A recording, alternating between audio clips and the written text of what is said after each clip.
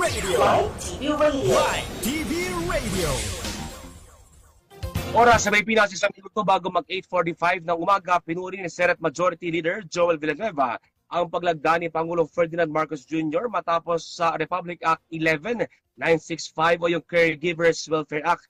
Layo ng batas na bigyan ng proteksyon sa karapatan at kapakanan ng mga caregiver maging ang overseas Filipino workers. Ayon po sa Senador, bilang pagbibigay importansya sa malagang bahagi ng caregivers sa paglago ng bansa, dapat masiguradong sila ay protektado laban sa anumang pang-abuso, harassment at economic exploitation. Sinabi po ng batas, dapat 18 taong gulang ang caregiver at dapat siguraduhin na protektado ang mga bata sa lahat ng uri ng pang-abuso.